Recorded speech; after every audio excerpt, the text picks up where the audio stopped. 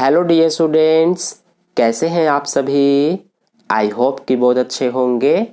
तो इस वीडियो में हम कक्षा 10 का प्रश्नावली 15.1 का क्वेश्चन नंबर 25 को सॉल्व करेंगे। तो देखिए क्वेश्चन नंबर 25 में हमसे क्या कहा गया है, निम्नलिखित में से कौन से तर्क सत्य हैं और कौन से तर्क असत्य है, सकारण उत्तर दीजिए।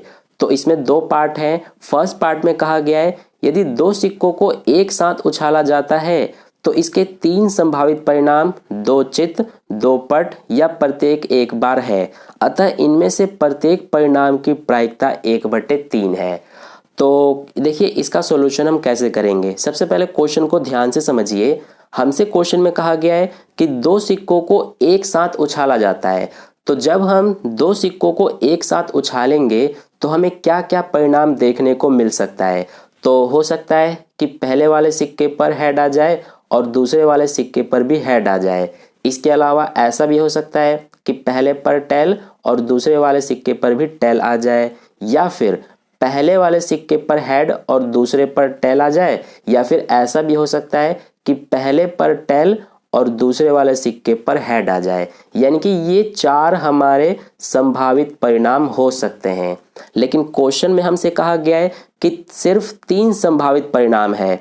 देखिए दोनों सिक्कों पर हेड आ जाए, इसको एक परिणाम माना गया है। दोनों सिक्कों पर टेल आ जाए, इसको एक परिणाम माना गया है। और पहले वाले पर हेड और दूसरे पर टेल, इसके अलावा पहले वाले पर टेल और दूसरे वाले पर हेड ये आ जाए तो इस दोनों को एक परिणाम माना गया है। ठीक है, तो एक, दो और ये हमारा एक, तीन, यानी कि तीन यही हमारे संभावित परिणाम हैं। ठीक है, तो हमसे कहा गया है कि इन तीनों संभावित जो परिणाम हैं इनकी प्रायिकता 1/3 है, ये सत्य है या नहीं।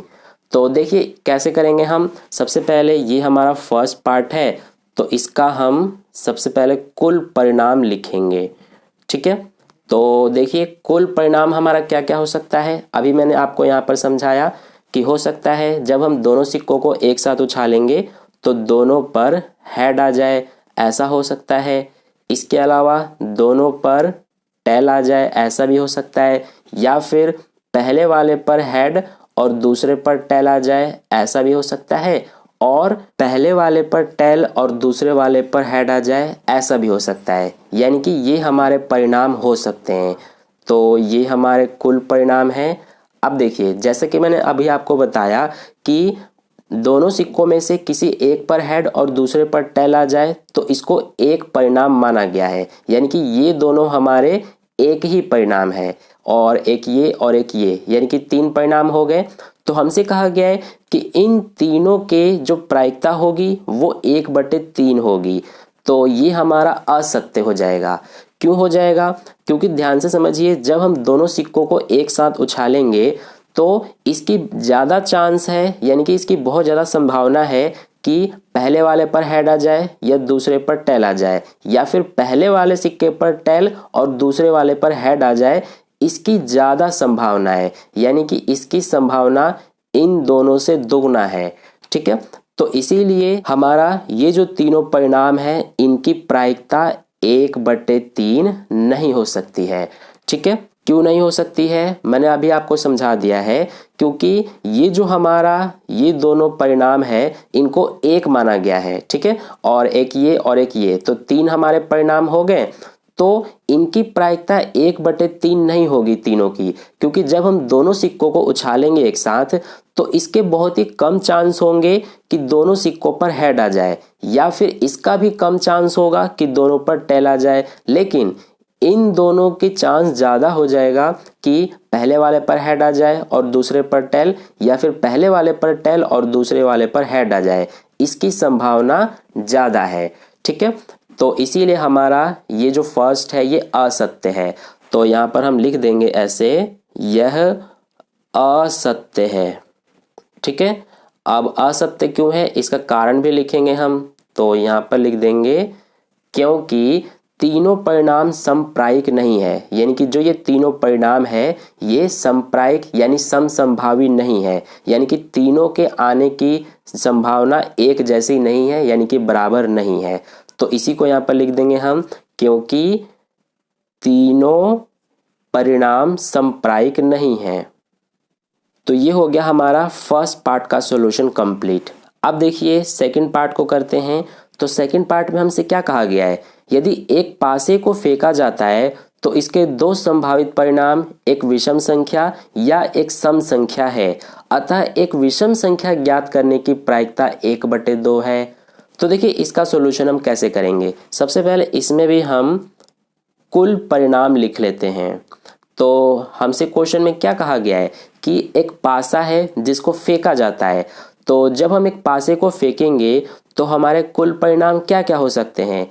तो हमारा 1 भी हो सकता है, इसके अलावा 2, 3, 4, 5 और 6, यानी कि ये हमारे कुल परिणाम हो सकते हैं। ठीक है, क्योंकि एक पासे पर 6 तक संख्याएं लिखी होती है। तो हमसे ये कहा गया है कि इसके दो संभावित परिणाम एक विषम संख्या या एक सम संख्या है। तो विषम संख्या ज्ञात करने की प्रायिकता 1/2 है कि नहीं, यही हमसे पूछा है। तो देखिए सबसे पहले हम प्रायिकता ज्ञात करके देख लेते हैं कि इसका विषम संख्या क्या, यानी कि जब हम पासे को फेंकेंगे एक बार तो उस पर विषम संख्या आएगी, इसकी प्रायिकता क्या होगी। तो देखिए यहाँ पर कितने हमारे विषम संख्याएं हैं। तो एक ये हो जाएगा 1, एक ये 2 और एक ये 3, यानी कि 3 हमारे विषम संख्याएं हैं। तो इसीलिए अनुकूल परिणाम 3 और बटे में कुल परिणाम यानी कि 6। तो 3/6 यानी कि 3 एकम 3, 3 दूना 6, यानी कि विषम संख्या की प्रायिकता हमारा 1/2 ही है। ठीक है, तो इसीलिए हमारा ये जो सेकंड है ये हमारा सत्य हो जाएगा। इसके अलावा देखिए हम जो सम संख्या की प्रायिकता है वो भी निकाल के देख लेते हैं। तो देखिए सम संख्याएं कितनी है, 1, 2, 3, तो ये भी हमारा 3 बटे में 6 हो जाएगा, यानी कि 1/2। ठीक है, यानी कि इसमें आप क्या देख रहे हैं कि जब हम एक पासे को फेंकते हैं तो उस पर विषम संख्या आने की प्रायिकता भी 1/2 है और सम संख्या आने की प्रायिकता भी 1/2 ही है, यानी कि दोनों ये जो परिणाम है ये क्या है, एक जैसे, जिसको हम क्या कहते हैं, समप्रायिक परिणाम कहते हैं। ठीक है, तो इसीलिए हमारा सेकंड पार्ट जो है ये सत्य हो जाएगा। कि क्वेश्चन में हमसे क्या पूछा था कि एक विषम संख्या ज्ञात करने की प्रायिकता 1/2 है। तो देखिए विषम संख्या ज्ञात करने की प्रायिकता 1/2 ही है और इसी तरह से सम संख्या ज्ञात करने की प्रायिकता भी 1/2 है, यानी कि ये हमारे समप्रायिक परिणाम है। तो इसीलिए ये हमारा सत्य हो जाएगा। तो इसको हम यहाँ पर लिख देते हैं, यह सत्य है। क्यों सत्य है इसका कारण भी लिख देते हैं हम। तो कारण में क्या लिखेंगे, जैसे कि अभी मैंने आपको बताया कि जो हमारे ये दोनों परिणाम है ये समप्रायिक हैं, तो यहाँ पर लिख देते हैं। तो इस तरह से ये हमारा सेकंड पार्ट का भी सॉल्यूशन कंप्लीट हो गया। आई होप आपको क्वेश्चन नंबर 25 समझ में आ गया है अच्छे से, और ये हमारा इस प्रश्नावली का लास्ट क्वेश्चन है। ठीक है, तो अगर आपको वीडियो अच्छा लगा है तो वीडियो को लाइक जरूर कर देना और अपने दोस्तों के साथ भी शेयर कर देना। और अगर आपने अभी तक चैनल को सब्सक्राइब नहीं किया है तो चैनल को सब्सक्राइब करके साइड में जो बेल आइकन आता है उस पर ऑल पे क्लिक कर लेना, ताकि नेक्स्ट वीडियो जैसी अपलोड की जाए उसका नोटिफिकेशन सबसे पहले आप तक पहुंच जाए। तो फिर मिलते हैं नेक्स्ट वीडियो में नेक्स्ट चैप्टर के साथ। धन्यवाद।